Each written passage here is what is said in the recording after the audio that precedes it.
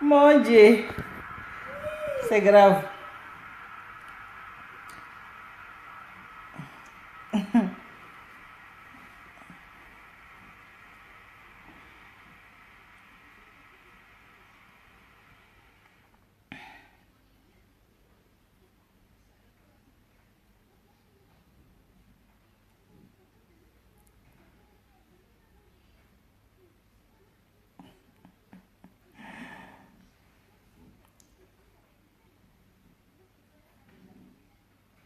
Ok, Dani yɛrɛ ka kuma assalamu alaikum assalamu alaikum. Mohamed Idrame, aw bɛ bonjour.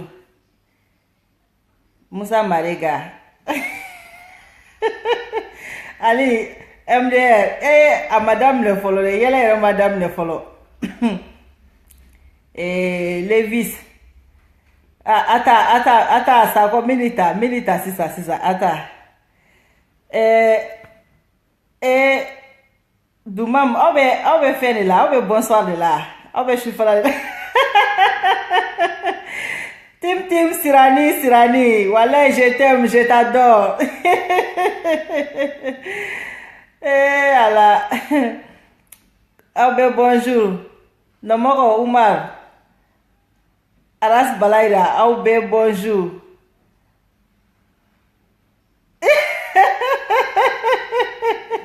Walayi Jiga Watara muso furulen kanu ni dɔɔni. Walayi Malika ala ka barika don Malika la n ko nin kan ka fete de sa nin kan ka fete sinon ne yɛrɛ ka ko tɛ direct ye o. Sidibe Traoré Aruna aw bɛ yen Sakɔ Tayiru aw bɛ ka kɛnɛ. Donc ko bi an ka fête ye quoi bi ye musow ka fête ye wa Malika tilala ka dɔw bobara bila fiɲɛ fɛ tuguni. Walayi depuis walayi Mohamed yɛlɛmugu dɔɔni.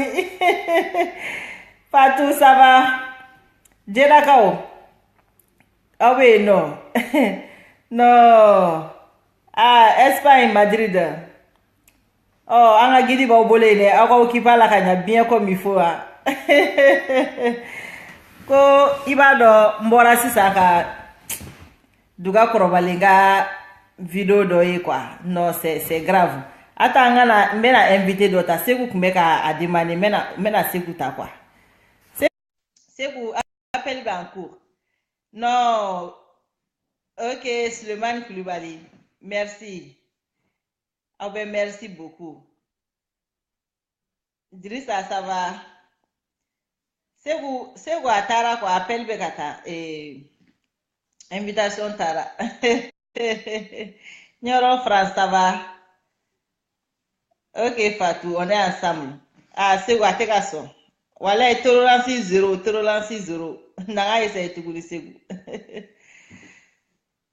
N bɛ ka essayer tuguni. Non Malika vive Malika an y'o de fɔ sa an bɛ tiɲɛ dɔrɔn de kɔ. An y'o de fɔ n ko ala bɛ tiɲɛ in dɛmɛ koyi ala bɛ tiɲɛ in dɛmɛ. Olu de wulila ko ala bɛ se ka sɔn cogo di ka Malika bila olu kan cogo di. Donc ça veut dire que olu de bɛ nkalon kan. Ka wuli ka fan bɛɛ kɛ mankan ye jaja ale bɛ muso furulenw de kan. Muso furulenw ni muso sabagatɔw Malifara yɛrɛ ka kuma kaburu dingɛ kɔnɔ na. Parce que le problème est que anw tɛ arabukan mɛn. I bɛ taa sɔrɔ u bɛ kuranɛ yɛrɛ yɔrɔ dɔw jigi n'i y'o lamɛn cɛ a ma ɲi ma quoi i ma ye donc ka tila ka bɔ hɔrɔnya bɛ min. Mɔgɔninfin san'i ka kɛ silamɛ ye kɛ hɔrɔn ye fɔlɔ. Parce que Malika b'a fɔ ko faso bɛ diinɛ ɲɛ. N'i ko faso i ko adamaden don. N'i y'a mɛn fɔlɔ parce que ne y'o de fɔ quoi n'i ma se ka Malika ka kuma tagafan dɔn e tɛ se ka silamɛya fɔ mɔgɔ ye. Parce que le problème est que n'i ko mɔgɔninfin san'i bɛ kɛ silamɛ n'i nana diɲɛ de la fɔlɔ. N'i ko faso fɛn minnu bɛ faso kɔnɔ n'o ye adamadenw ye o de ye faso ye kɛ n'i ye mɔgɔninfinw ta ka bɔ Mali kɔnɔ sa est-ce que a bɛ wele cogo di Mali bɛ se ka wele ko jamana ni mɔgɔ t'a kɔnɔ wa mais kuma bɛ fɔ mɔgɔ hakilima de ye quoi parce que o la an b'u lajɛ an ti kuma u fɛ quoi u b'a fɔ an bɛ Malika fɛ an bɛ Malika ka kuma lamɛn an ye kafiru de mais olu yɛrɛ tɛ se k'anw tubi yɛrɛ n'o de f'ulu ye n ko ni ne kun kɛra kafiri ye tiɲɛ kan a cɛ t'u la mun bɛ se ka ne tubi a tɛ yen a cɛ t'u la parce que kuma olu yɛrɛ t'a dɔn yɛrɛ silamɛya ye fɛn min ye u yɛrɛ t'a dɔn diinɛ nana cogo min na i m'a ye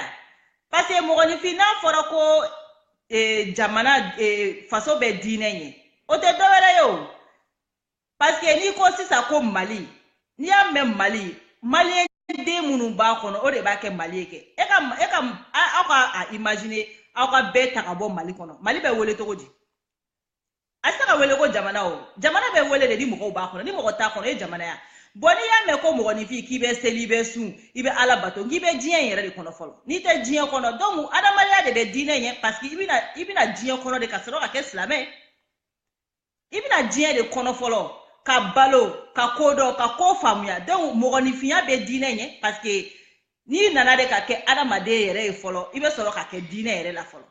mais e ma wolo e ma na diɲɛ na fɔlɔ e bɛ se ka kɛ diinɛ ye fɔlɔ e bɛ se ka diinɛ jumɛn kɛ fɔlɔ o la bɛ fɔ ko nin bɛ a tɛ fɔ ko misiri bɛ gabugu ɲɛ wa u b'a fɔ Malika ka kuma k'o ye nkalon ye mais misiri bɛ gabugu ɲɛ u t'a fɔ k'o ye nkalon ye o nka anw wolola k'o sɔrɔ an ka mɔgɔkɔrɔbaw da kɔnɔ misiri bɛ gabugu ɲɛ n ko kumaw n'a kɔrɔ de don mais aw bɛ se ka wuli cogo di ka diinɛ ye k'aw pan k'aw bila a kɔnɔna la aw t'a dɔn ko n'aw corrigera k'aw yɛrɛ kɛ savants ye komi ni Ala y'aw de ci mɔgɔw ma k'a sɔrɔ aw yɛrɛ tɛ fɛn minnu yɛrɛ kɔrɔ dɔn pour que a bɛ fɔ ko misiri gabugu ka kɔrɔ ni misiri ye pour que o bɛ fɔ u tɛ bɔ k'o kuma fɔ o sinon bɛɛ b'a dɔn Mali kɔnɔ a bɛ fɔ ko gabugu ka kɔrɔ ni misiri ye o fana ye misiri ma dɔgɔyama ye wa o ye misiri ma dɔgɔyama ye mais kumaw bɛ fɔ kɔrɔ de b'a la bon ni Malika ko jamana bɛ diinɛ ɲɛ o fana n'a kɔrɔ de bɛ ɲɔgɔn na ni mɔgɔ ye kuma fɔ kodɔnna ni mɔgɔ kodɔnna kumara hali ni kodɔnbali kumara ni e ye kodɔnna ye n'i m'a faamuya i t'a tigi ka kuma ɲini fɔlɔ ka recherche k'a kan mais farafin tɛ recherche kɛ an bɛ bɔ ten pla depuis ni Malika ko in daminɛna u y'an kulokɔrɔla tɔɔrɔ k'u tɛ ko dɔn u tɛ recherche kɛ u tɛ surunya ka recherche kɛ mɔgɔninfin i bɛ tubabuw ka savant ye i bɛ taa sɔrɔ u ka vie bɛɛ dédiélen bɛ recherche de la hali n'i ko cim o cim e y'o fɔ kun min na u bɛ t'o kɔrɔ ɲini k'o dɔn fɔlɔ ka sɔrɔ ka bɔ k'e jaabi mais aw bɛ se ka wuli cogo di ko aw ye diinɛ mɔgɔw ye ko aw ye diinɛ lafasabagaw ye adamaden fililen aw tɛ se k'o bɔ fili kɔnɔ e ka nin diinɛ ko kɛlɛ yɛrɛ la ye sa u b'a fɔ ne yɛrɛ ma ko ne bɛ bɔ ko ka diinɛ ɲɛmɔgɔw dɔgɔya a jɔn bɛ yen ko mun sera ka ne wele ka ne lafaamuya ka ne bɔ fili kɔnɔ a jɔn bɛ yen a mɔgɔ t'u la a défenseur t'u la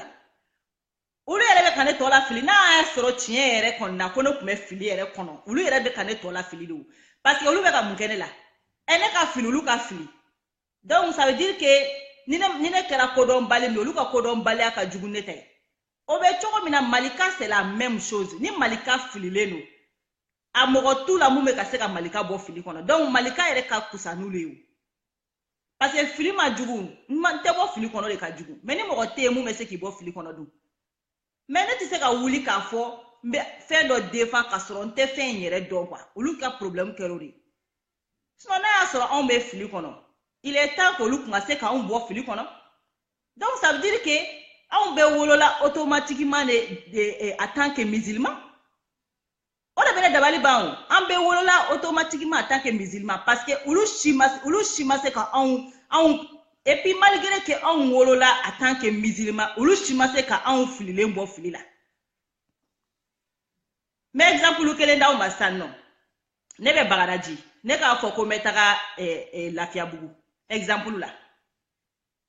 ne ka dɔ ye sira la o k'a fɔ k'a bɛ Lafiyabugu dɔn mais a bɛ ka ne diriger ka taga Bukasomugu de la mais a yɛrɛ bolo k'ale bɛ Lafiyabugu de dɔn ne ni ale jɔn bɛ fili la mɔgɔ min bɛ ka wuli ko n b'a dɔn ka sɔrɔ n t'a dɔn o de ka jugu ni ne ye parce que ne t'a dɔn ne fililen don ne ye ɲininka de anw bɛ bɔ an bɛ kuma dɔw fɔ i bɛ taa sɔrɔ peut-être anw bɛ fili kɔnɔ mais n'olu de bɛ diinɛ dɔn olu kan ka anw wele de ka anw bɔ fili kɔnɔ ka anw nasɔn n'an ma sɔn de sa o ye ko wɛrɛ mais a cɛ t'u la a muso t'u la hali commentaire la n'i ka commentaire daminɛ a cɛ t'u la souvent je fais espérer ka commentaire dɔw bila k'u lajɛ mɔgɔ qualité minnu don mɔgɔ modèle minnu don ni ninnu bɛ se ka mɔgɔ tubi aw tɛ se ka mɔgɔ si tubi aw ye adamaden bɛɛ tubilen de sɔrɔ ka n'aw yɛrɛ kɛ savants ni kiraw ni fɛnw ye ka sɔrɔ pou tɛrɛ pas paga aw tɛ se ka hali mɔgɔ si bɔ a ka tagaboloya kan est-ce que kumakan dama dɔrɔn mɔgɔninfinw bɛ kuma dɔrɔn de la dɔrɔn aw dɛsɛlen bɛ k'olu changer k'aw de ye diinɛ jɔ k'aw de ye mɔgɔw bɔ fɛn na bɛɛ y'a dɔn de nin man ɲi ka bɔ a la sinon aw tɛ se ka mɔgɔ si bɔ fɛn na donc n b'a essayer ka mɔgɔ dɔw ta quoi voilà ni sera ka mɔgɔ min sɔrɔ Bala Yira bi yan n bɛ Bala Yira ta n'ale ka réseau sɔnna parce que dɔw ka réseau tɛ ka to ka sɔn quoi Bala Yira n bɛ ka essayer mais a tɛ ka sɔn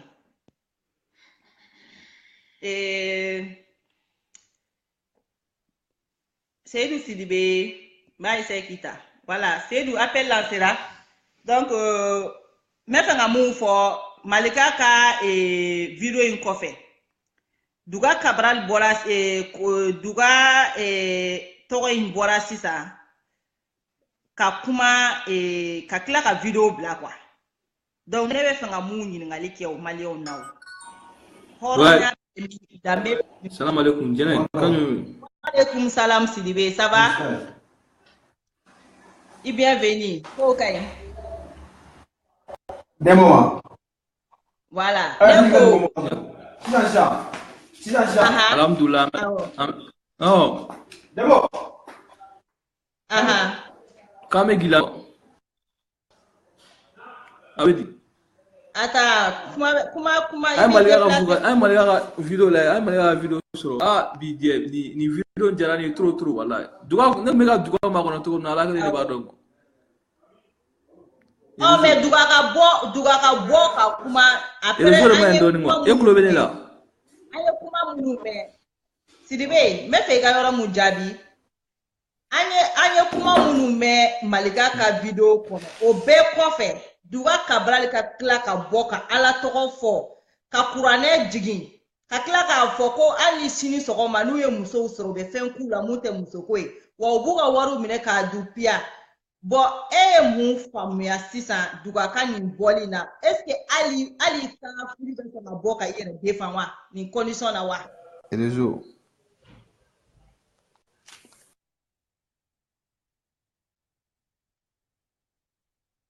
Allo Sidibé réseau tɛ ka sɔrɔ attends n b'a essayer ka mɔgɔ wɛrɛ attends n'an ka essayer ka mɔgɔ wɛrɛ n ko Fuseni n'an ye Fuseni ta Fuseni appel tara n ko bɛɛ ka bɔ Duga Cabral ka kuma Fuseni ça va ouais allo salam alaikum wa alaikum salam Averi ça va oui ça va calme bien bi tellement que ne kontara quoi Duga Allah Duga mo to tinye quoi na fora wallahi Duga te maraka halala wallahi billahi maraka ire daka kanti quoi wallahi ay doko maraka o maere ina ni sigi aba ire ke aba rasa fe aba ire ga be Mandela fe aba ire ga le wudi kala doye mo mana ni Facebook ça fait Duga bi attaquer jabe passe partout de là wallahi nyame ko tie sunguruba wallahi Duga do l'Amérique la gu haketo nyame ko tie sunguruba wallahi Duga do wallahi nema deli ka message kele nema deli ka ci Duga ma sino video mani be contact be nenu ci mais depuis mina na do ko nafigiro do nema deli ka har message kele nema deli ka chama mais bi wala bi wala fe mbeji kama ni maraka de halala do na soro Duga wala Fuseni est-ce que Duga kunga ga bɔ nin bɛɛ kɔfɛ ni maraka joli de b'a la wala la ke bo Facebook sanfɛ bile a kan ka Facebook haramu ya ka bɔ k'a b'a yɛrɛ défend a bɔra biya ko ne y'o de ye o la ne bɔra ka nin video in sigi Ne bɔra ka mena direct. kala ke sisan. Wallahi bi wula fe mbe Non, duga kan. il y a 3 heures, il y a 3 heures, Malika ka ni kɔfɛ, il y a 3 heures. Duga bɔra k'a yɛrɛ défend. K'a fɔ ko ale yɛrɛ de don wa ale ye fɛn kɛ mun ka jugu ni nin ka tila ka Ala tɔgɔ fɔ ka da o kan. Ko ale amoureulen bɛ denni la. Ale bɛ e bɛ se ka amoureux walimuso la cogo di? Ko silama ye. Wari ko yɔrɔ tɛ ne tɔɔrɔ presque ni an bɛɛ b'a dɔn ko ne ka d'u ma mais duga bɛ Ala tɔgɔ fɔ ka tila ka na Malika kɛlɛ tuguni mɔgɔ min bɛ Ala don duga k'i ma komi ale kɛlen don kalalen don. Ala ko Ala yɛrɛ ko a ko wa ma khalaqatu jinni wal insi illa liya'budun ko ale ma jinɛ ni adamaden ko ale ma da foyi kama ka ale bato dɔrɔn bon Malika bɛ nin ka mɔgɔ jugu ninnu kɛlɛ duga bɛ nin aya yɔrɔ dɔn ale duga kelen bɛ tila ka na ko ale bɛna Malika kɛlɛ e bɛ ka sara de ni bɛ ka sara i ka wari ta dɔrɔn mais kana n'a fɔ i bɛna Malika kɛlɛ mɔgɔ bɛ Malika kɛlɛ i tɛ Mali taga ɲɛfɛ mɔgɔ bɛ arasibati kɛlɛ i tɛ Mali taga ɲɛfɛ. Ninnu u bɛɛ de bɛ ka sara o de la an k'u ma n ko u kafiru de don an tɛ tugu kɔ parce que hali n'i bɛ ka Ala ka kɛlɛ kɛ et puis problème ye quoi an kuntigi sɔrɔla wale wasalam a tun bɛ baara de kɛ k'a ka diinɛ kɛ malgré que o de cira ka na mais e ka karamɔgɔw la a jɔn bɛ yen ko mun bɛ taa baara kɛ ka tila ka na wajuli kɛ a si tɛ yen. Cɛ kana Mali karamɔgɔ ninnu fɔ sa a kana karamɔgɔ ni Malika y'o fɔ u ye leur problème o tɛ tiɲɛ de ya. Ni tɛ Malika fɛ ka tila ka karamɔgɔya kɛ mais a bɛɛ sigilen don ko adamadenw k'u balo mais karamɔgɔya tɛ baara ye karamɔgɔya ye diyaɲɛ de n'a ka di ne ye sa mɔgɔ fɛn fɛn bɛ ne entourage la n bɛ k'u ka karamɔgɔya kɛ ni n bɛ mun dɔn n b'u enseigner o la mais k'i ban ko bɛɛ ma k'i sigi ka balo mɔgɔw wɔsi la ka balo mɔgɔw ka wari la k'e ye karamɔgɔ ye karamɔgɔ baarakɛla jumɛn b'u la e ye Mali karamɔgɔ jumɛn ta ko mun bɛ yen k'i bɛ taa fɔ ko nin bɛ baara yɔrɔ da in na a si tɛ yen. Karamɔgɔ Mali ka karamɔgɔ ɲɛnamaw u tɛ tɛmɛ mɔgɔ damadɔ kan n bɛ ka ne yɛrɛ de f'i ye Mali ka karamɔgɔ ɲɛnamaw u tɛ tɛmɛ mɔgɔ damadɔ kan mɔgɔ de tɛ se ka nin kuma fɔ dɔrɔn karamɔgɔw donna politiki la n'i ye dɔ fɔ min ma a ka kalanden dɔ bɛ wuli k'i fa neni k'i ba neni k'a sɔrɔ wallahi ne kalala yɔrɔ min na Tuba bɛɛ bɛ Tuba dɔn anw ka karamɔgɔ kɛ Layi Mori Dukure Tubakaw tulo bɛ ne la mɔgɔ si ma deli ka a mɛn réseaux sociaux sanfɛ wa kalalen don mɔgɔw wa joli de bɛ kulu sanfɛ wallahi bila u bɛ madrasa in na mɔgɔw bɛ yan u tulo bɛ na Layi Mori Dukure i ta ni mɔgɔ si mɛ ɲɔgɔn na an kalala Tuba de i tɛ Layi Mori ni mɔgɔ si ye ɲɔgɔn na jama min b'a ko kalanden min bɛ kala Tuba san kɔnɔ mɔgɔ si t'a hakɛ dɔn a bɛɛ n'a lajɛ mais i tɛ Tubakaw ye ka waso ko nin ye ne karamɔgɔ yɛrɛ a donna ta a bɔra ta arabu bɛ fɛn fɛn bila ka na japi de b'a signé a den japi mɔgɔ tulo bɛ na u b'a dɔn arabu bɛ fɛn bɛɛ kɛ olu ye ulu kalalen don ale den bɛ kalalen don u si tɛ taa aventure la u bɛ kalan kɛ madrasa in den kɔnɔ fɛn bɛɛ a mɔdenw n'a fɛn bɛɛ a bɛɛ bɛ baara kɛ madrasa den kelen in kɔnɔ i t'u ni mɔgɔ si ye ɲɔgɔn na wa i t'u ye moriya ko si la ko nin ye moriya ko ye i t'a yala mɔgɔ min kalala Tuba mɔgɔ yɛrɛ t'a dɔn mun yɛrɛ ne dabali ba an b'a surunya dɔn ko mɔgɔw bɛ ligne na donc an b'a surunya Fuseni Malika filɛ arasa filɛ n'i tɛ ninnu fɛ a tɛ digi ne la dɛ mais n'i nan'i sigi k'u b'u critiquer wallahi ne tigɛlen de i la i tɛ Mali taga ɲɛfɛ o jama ka ca ligne na mɔgɔ wɛrɛ ta quoi salam alaikum jama ka ca ligne na Fuseni allez merci beaucoup awɔ k'an bɛn ka baarakɛyɔrɔ la wula fɛ ne bɛ n jigi duga kama salam alaikum ok jiga ka mal voilà i mérite amina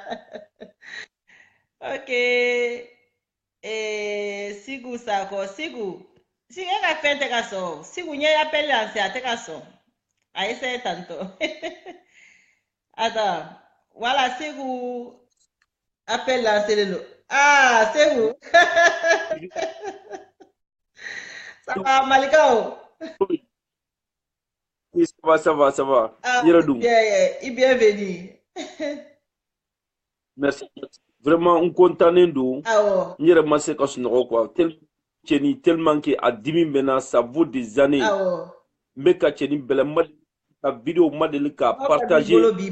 à l'intafle. Mais parce que c'est-à-dire ni maintenant que escroc est qu'on quoi mais mani tcheni tanyo escroc est bien qu'on modèle kai parce que aba quel endroit ni kalana quoi aba parce que arabukan ani kalan tɛ kelen ye n bɛ arabukan fɔ ani min kalannen parce que ça ale bɔra ka mun kɛ bi a ye mun kɛ a y'a ye parce que a bɛ bɔ k'ale bɛ ka silamɛya di défend mais a bɛ mun fɔ la anw ɲɛna fais ce que je dis ne fais pas ce que j'ai fait a bɔra sunkalo fɛ a ye wajulu kɛ kuma bɛɛ a bɛ bɔ ni kuranɛ verset ye k'a fɔ mais c'est k'a fɔ aw ɲɛna k'a fɔ fais ce que je dis ne fais pas ce que j'ai fait au contraire ala yɛrɛ b'a fɔ kuranɛ kɔnɔ an bɛɛ dɔnni kalan an b'a fɔ a ye ala yɛrɛ ko bagara kɔnɔ ko aw wajulukɛla ninnu aw minnu b'a fɔla mɔgɔw ma aw kana nin kɛ a ye ɲuman kɛ ala ko ta kira ko ta pourquoi aw bɛ mɔgɔw guider ka taa ɲuman kɛli kan mais ka ɲinɛ aw yɛrɛ kɔ aw dun bɛ kuranɛ don fa ye nin kuma in ɲɛsinnen don ale ma directement wallahi aw kana nin kɛ a kɛ tan ala ko ta kira ko ta mais ale yɛrɛ bɔra ka mun fɔ a yɛrɛ ka video kɔnɔ a yɛrɛ dabara wallahi k'ale bɛ muso ta ba bota mais ale tun bɛ wajulu min kɛ la sunkalo fɛ ale ɲinɛ n'o kɔ ale ɲinɛ n'o kɔ pour être un bon musulman il faut être un bon exemplaire d'abord. Merci kuma banna exemplarité jumɛn b'ale la jɔn bɛ se k'ale malika ka version in lamɛn o bɛɛ kɔfɛ ale yɛrɛ ka bɔ k'i exprimer tan cogo la k'a fɔ piyan n y'a kɛ piyan k'o kɛ wasonako ye depuis quand silamɛ bɛ ko kolon kɛ wasonako ye ne ko n tigɛra ni mɔgɔ ninnu na an t'u fɛ wa an tɛ tugu kɔ fɛnɛ an bɛ rasta respecter an b'a fɔ imam rasta an b'a fɔ an rasta ko cogo di arasa bɛ bara mun na kira ye mun fɔ arasa b'o de la kira ye mun fɔ malika b'o de la a ko ni mɔgɔ min ye fɛn ye fɛn min kojugu ye kojugu min bɛ ka na i balimaw ma i sinjiw ma i ka sigida la n'a bɛna dankari ka hɔrɔnya n'u ka danbe la wuli i k'a kɛlɛ i bolo la n'i tɛ se i k'a kɛlɛ i da bara la n'i tɛ se i k'a kɛlɛ i dusu arasa b'o kɛlɛ de la kɛlɛ de la tɛ se ka mɔgɔ bugɔ u sen tɛ se mais u bɛ se u y'a kɔn u da la u b'a fɔ u da la k'a fɔ adamadenw mun bɛ ka k'aw la a bɛna dankari aw ka sigida la aw ka hɔrɔnya la aw ka danbe la aw taabolo la u b'o fɔ an ɲɛna k'a yira k'a fɔ ko karamɔgɔ minnu bɛ ka mun kɛ ala ta tɛ nin ye nin y'u yɛrɛ sago de ye o donc e ko k'e bɛ bila o tigi u sago de don mais ninnu fila la o exactement olu ni arasa jɔnni ka surun kira la ka tɛmɛ jɔnni kan olu karamɔgɔ de ka surun kira la wa kira la ka tɛmɛ kan ala ka surun ala la a ka surun diinɛ la ka tɛmɛ nin bɛɛ lajɛlen kan ninnu bɛɛ kan parce que i tɛ se k'i sigi e k'e ye silamɛ ye et puis olu kɛlen mɔgɔ karamɔgɔ kelenw de b'a fɔ a ɲɛna ko mɔgɔ k'i ka limaniya tɛ dafa jamais ko f'i ka fɛn kanu i balima ye i ye mun kanu i yɛrɛbakun ye mais aw ni ala ni kira cɛ karamɔgɔ minnu bɛ yen tɔɲɔ mun bɛ ka da mɔgɔw kan est ce que olu b'u kanu ni u yɛrɛ ye wa segu m'i ka kuma latigɛ o de la ne delila k'a fɔ n ka video dɔ kɔnɔ n ko karamɔgɔ bɛ yen alamɔgɔ bɛ yen kalanmɔgɔ da teliyabagatɔ de y'a kɛ kara sinon kalan de don kalan mɔgɔ min b'i kalan karamɔgɔya tɛ ko diinɛ o diinɛ dɔrɔn hali segu filɛ ni dɔnniya dɔ bɛ e la ne t'a dɔn n'i bɛ ka transférer mɔgɔ ma o ye i bɛ ka ne kalan quoi i bɛ ka n bɔ a ko kalama i bɛ ka ne bɔ ko kalama bon mɔgɔ min b'i bɔ ko kalama a bɛ wele kalanmɔgɔ mɔgɔ daw de teliyara a kɛra karamɔgɔ ka n'o kɛ diinɛ sinon kalan mɔgɔ min b'i kalan mɔgɔ min bɛ k'i kalan o de fɔtɔla kalan mɔgɔ ani ala ka mɔgɔ kelen tɛ karamɔgɔ bɛ yen ala ka mɔgɔ bɛ yen Alasbachi y'a fila de parce que a bɛ ka an lakalan wa ala mɔgɔ de don parce que a bɛ ka wuli k'an ka droit ɲini ka da an ma karamɔgɔ ninnu bɛɛ sigilen b'u ka chaise kɔnɔ kumaba fɔ la et puis segu m'i ka kuma latigɛ n bɛ nin yɔrɔnin fɔ ka kuma d'i ma quoi parce que remarque dɔw de don an bɛ k'a ye quoi segu ne bolo diinɛ bɛ expliquer mɔgɔw ye ka se san hakɛya dɔ de ma n'i ser'o san hakɛya ma automatiquement i kan ka kɛ silamɛ ye silamɛya dɔrɔn tɛ ka seli ye o parce que e filɛ segu ne filɛ nin ye bi an bɛ âge mun na e segu b'a dɔn suyɛni man ɲi ne jɛnɛ b'a dɔn suyɛni man ɲi e segu b'a dɔn mɔgɔlankoloya man ɲi ne b'a dɔn mɔgɔlankoloya man ɲi bon automatiquement an kan ka kɛ silamɛ de ye quoi an kan ka kɛ mɔgɔ ɲɛnama de ye en tout cas quoi donc n b'o yɔrɔnin fɛnɛ fɔ kuma b'i bolo quoi non jɛnɛ i banna kuma la n bɛna kuma f'i ɲɛna silamɛya ye fɛn dɔ de ye c'est pas seulement maintenant si Karabukan Chenyman for, no do nerebise Karabukan for Mobe, mais il t'en sigilé comme pour un verset for Arabukana, mais la quête non, parce que c'est franco-arabe. Slama est moui, Slama ko kalen le roya de Kamal, la logique, ni logique là, abna fouibe tout là ko, Clément, ce qui fait la différence entre les hommes, la réflexion et l'analyse. Ni ko nani ma ka analyser est-ce que Karamogo il faut est-ce que c'est vrai ou pas est-ce que bala ni logique ta la galondo et Karamogo bena finya ko kana ledu mais ni Karamogo ko kana ledu il faut que Karamogo kaseka expliquer nyana logiquement scientifiquement mundi ya to ngana ledu ko kurane côté c'est pas largement suffisant ko kurane ko ngana ledu voilà pas to ngana ledu mais ni a fɔra an bɛ k'an kana lɛdu mɛ mɔgɔ tɛ yen ko mun bɛ se k'a fɔ ko an kana lɛdu kun min kama a mɔgɔ tɛ yen mun bɛ se k'o fɔ an ye. Karamɔgɔ mana n'a fɛ ɲɛna ko wayi ko alakira tile la ko wayi ko alakira kun tɛmɛtɔ dun a kun bɛ lɛ sanfɛ a k'a tɛmɛtɔ fali sanfɛ lɛ kule la dɛ k'a ko haramu dɛ aw yɛrɛ ni ala ni kira cɛ logiquement mun de b'a to alakiraw tile la mun de b'a to a bɛ taa yɛlɛ lɛ kan k'a sɔrɔ so bɛ fali bɛ ɲɔgɔmɛ bɛ misi bɛ. Mais mun de b'a yɛlɛ kan mais i bɛ Karamogo arabu yɛrɛ tɛ yɛlɛ fali sanfɛ ko fali ye nkalon kuma ye fɔlɔ arabu tɛ yɛlɛ fali sanfɛ merci ɲagɔmɛ oui voilà nkalon buda walayi nkalon buda merci et jɛnɛ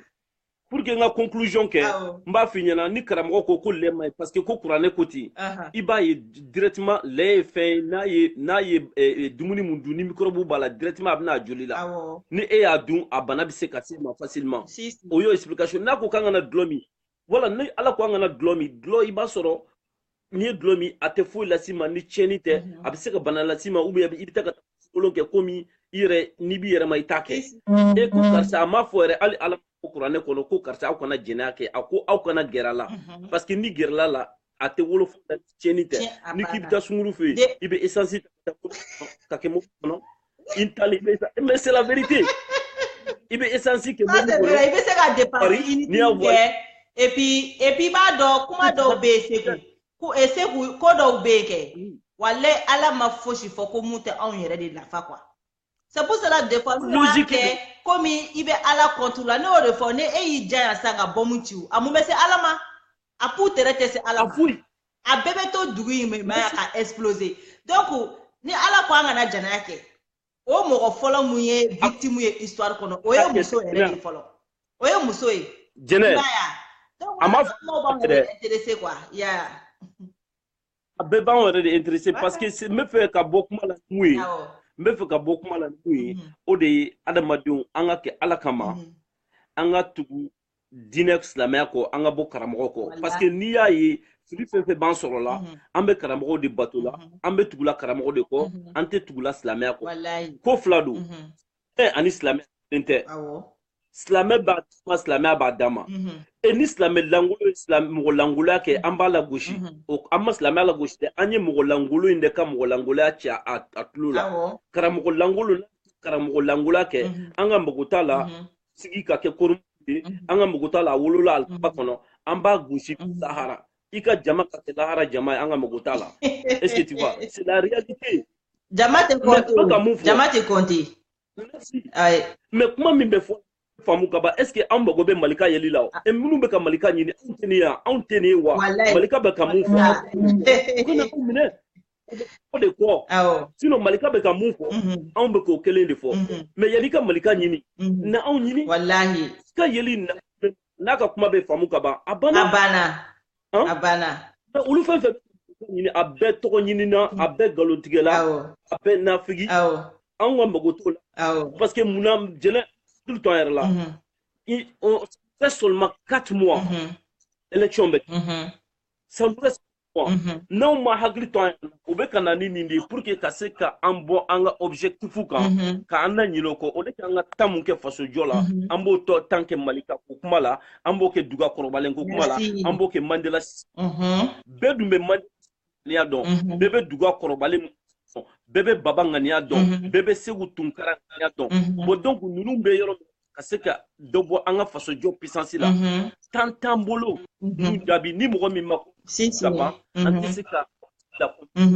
angu to anga avancer anga nyashi gouvernement ma anga problème wodi nunu nga mise ou ka mise vraiment beaucoup kuma nyana tegu vraiment mais c'est ga mo wereta kuma nyana merci beaucoup awo kambula donc ni we segu e foi tini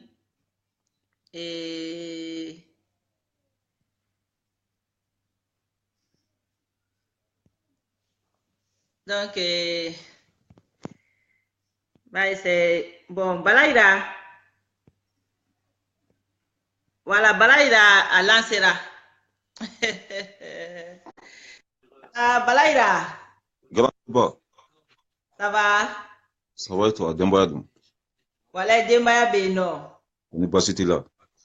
voilà basi foiste min ba mbolo ka fo ala ko karamogo ka je t'en prie ko kuma de be bi mu famille ko la ben min fu ye folo ala ka tiɲɛ dɛmɛ amina ya rabbi an bɛ baara min na ala ka sebaya d'an ma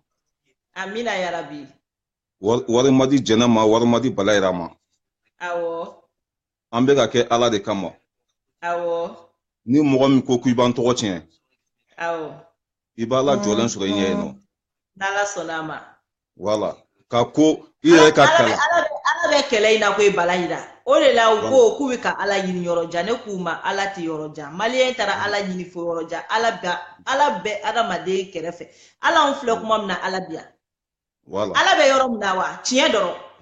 a banna ala bɛ tiɲɛ de kɛrɛfɛ de minɛ kana taa ala ɲini yɔrɔ jan quoi kana taa